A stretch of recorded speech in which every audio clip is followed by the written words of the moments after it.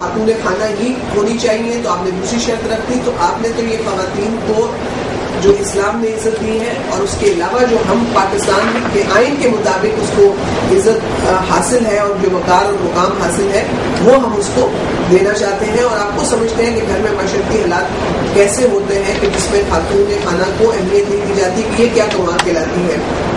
تو ہمارا آپ کو میں یہ ساری باتیں اس لیے بتا رہی ہوں، سروے سے متعلقہ میٹنگ ہے، میں 2 منٹ 3 منٹ اس کا ایکسٹرا اس لیے لیے ہیں کہ چونکہ آپ ہمارے نمائندے ہیں، ہماری آواز ہے، ہمارا بے نظیر انکم سپورٹ پروگرام کا فیس ہے.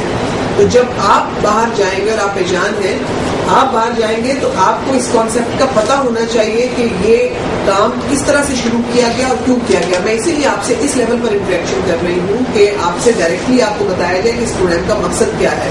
پھر دوسرا مقصد ہے ملک سے غربت کا خاتمہ. یقیناً ہم سمجھتے ہیں کہ 1000 روپے سے غربت کا خاتمہ نہیں ہوتا، لیکن 1000 سے آپ نے ان کو ایک ایڈیشنل سپورٹ دے کے ان کو اپنے پاؤں پر کھڑا کیا.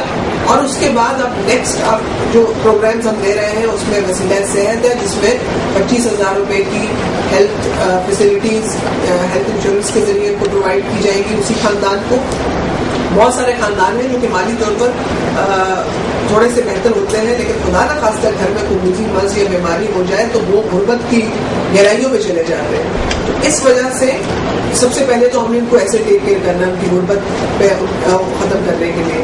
پھر دوسرا پروگرام جو ہم نے رائٹ اوے شروع کر دیا ہے، نجی مختلفہ اکرام غنی صاحب نے کل ہی میٹنگ کی ہے اور اس پہ یہ بھی انشاءاللہ کچھ دنوں میں یہ فائنل ہو جائے گا. وہ ہے وسیلہ روزگار پروگرام، جو کہ ووکیشنل ٹریننگ پروگرام ہے کہ ہر گھر میں سے ایک فرد کو وہ خاتون خانہ اگر خود ٹریننگ لینا چاہتی ہیں تو خود، اور اگر وہ اپنے کسی بچے کو یا بچی کو یا بہن کو یا جو بھی ہاؤس ہولڈ کے اندر ان کا ریلیشن شپ ہے اس کو ریکمینڈ کرنا چاہتی ہیں تو ان کو ہم ووکیشنل ٹریننگ اس کا سارا خرچہ بینظیر انکم سپورٹ پروگرام برداشت کرے گا. تو یہ ہم اس لیے دینا چاہتے ہیں کہ ان کو کوئی ہنر آئے تاکہ وہ اپنے پاؤں پر کھڑے ہو سکیں.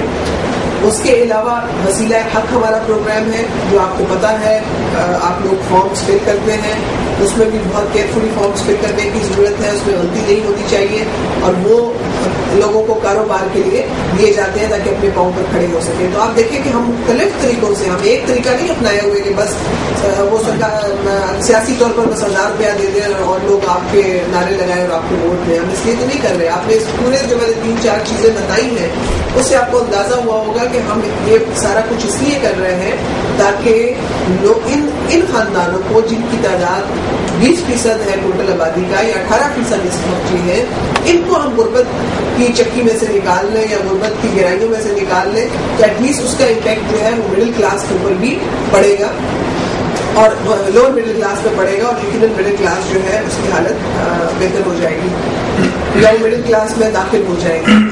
اس کے علاوہ اس پروگرام کی شفافیت، ایمانداری کے ساتھ اور انصاف کے ساتھ جو کام کرنا ہے یہ بھی ہماری اولین ترجیح ہے. جو حقدار ہے اس تک اس کا حق پہنچنا چاہیے اور جتنا اس کا حق ہے وہ پورے کا پورا اس تک پہنچنا چاہیے.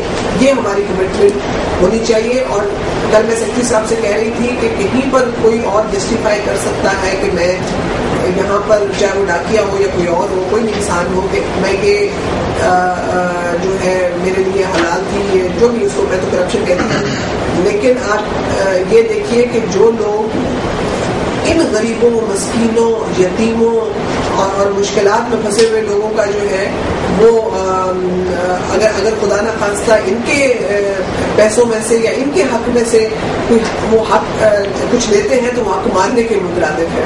اور خدا تعالیٰ کی ذات جو ہے اس طرح کی غلطی کو کبھی معاف نہیں کرتی ہے. شاید پتہ نہیں کون سی غلطیاں معاف ہو سکتی ہیں پر یہ غلطی کبھی معاف نہیں ہو سکتی. تو اس میں ہمیں میک شور کرنا ہے کہ صرف یہ نہیں کہ آپ نے اس میں سے خدا نہ خواستہ کچھ نہیں کیا تو آپ مبرہ ہو گئے کہ اب آپ کی ذمہ داری ختم ہو گئی. نہیں، بلکہ آپ نے دوسرے پہ بھی نظر رکھنی ہے. جو دوسرا اپنا آپ کا کام ہے کہ آپ نے دیکھنا ہے کہ پوسٹ آفیسز کیا کر رہے ہیں. اگر ہم نے ڈلیوری کا طریقہ اسمارٹ کارڈ جیسے شفافیت کی ایپ شروع کر دیا، 4 ضلعوں میں ہم نے اس کو امپلیمنٹ کیا اور 4 ضلعوں میں اتنا کامیابی کے ساتھ چل رہا ہے اسمارٹ کارڈ.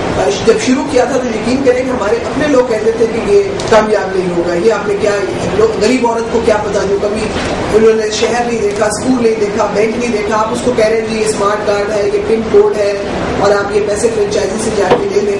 لیکن اس وقت لاکھوں خواتین پیسے فرینچائزی سے لے رہی ہیں اور ان کو کسی نے سکھایا نہیں ہے. جب کارڈ دیا تو جتنی ادائیات دی اس کے ساتھ انہوں نے. اس کا مطلب یہ ہے کہ جب موبائل ٹیلی فون بھی آیا تھا تو لوگ کہتے تھے کہ یہ کیسے استعمال ہوگا. اب جو ہے آپ نے دیکھا ہے کہ پڑھا ہے یا نہیں پڑھا لکھا ہے وہ سندھی میں بھی ٹیکسٹ میسج بھیج رہا ہے, پشتو میں بھی بھیج رہا ہے, عربی میں بھی بھیج رہا ہے, اردو میں بھی بھیج رہا ہے, جس کو جو لینگویج آتی ہے.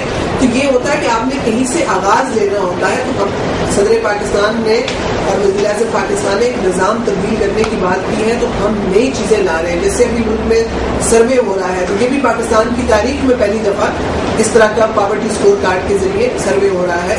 اور جیسے کہ سیکرٹری صاحب نے کہا کہ یہ غربت پر سروے ہمارے لیے اتنی اہمیت کا حامل ہے کہ پوری ملک کی جو پلاننگ ہے ان خاندانوں کے لیے جو کہ پاورٹی لائن سے نیچے رہ رہے ہیں, وہ حکومت نے جو پلاننگ کرنی ہے کہیں 2 سال بعد تو نہیں کرنی. لوگوں کو ہم اتنا انتظار نہیں کرا سکتے. اس کو فاسٹ ٹریک کے اوپر کرنا ہے.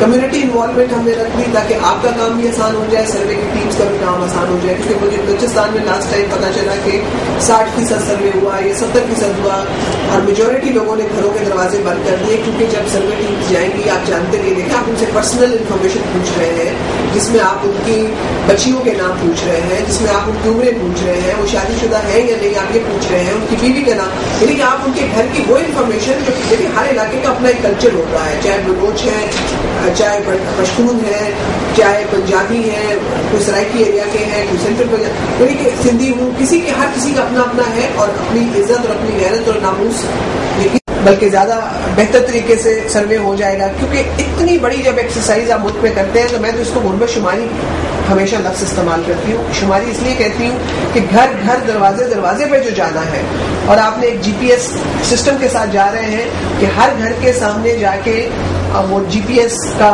جو سسٹم ہے اس کا بٹن دبے گا تو وہ گھر کا نمبر آ جائے گا, ایک کوڈ آ جائے گا. کیونکہ اگر اس گھر کے کوڈ آ گیا اور اس کے بعد اگلے 4 گھر جو ہیں وہ آپ نے چھوڑ دیے تو وہ پھر کوڈ کے ذریعے سارا مانیٹر ہو جائے گا کمپیوٹر پہ کہ یہ سروے پراپر ہوا ہے یا نہیں ہوا.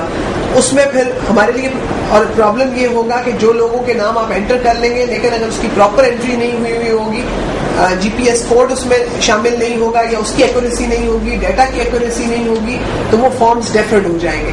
جب وہ فارمز ڈیفرڈ ہوں گے تو آپ سوچیں کہ کتنا ہمارے اوپر پریشر ہوگا جی کہ ہم تو غریب ہیں, ہمارے ساتھ والے کا نام شامل ہو گیا, ہمارا نہیں ہوا. یعنی کہ ہماری ہی کسی غلطی کی وجہ سے اگر کسی غریب آدمی کے کو نقصان پہنچتا ہے تو یہ بھی ہماری ایک مورل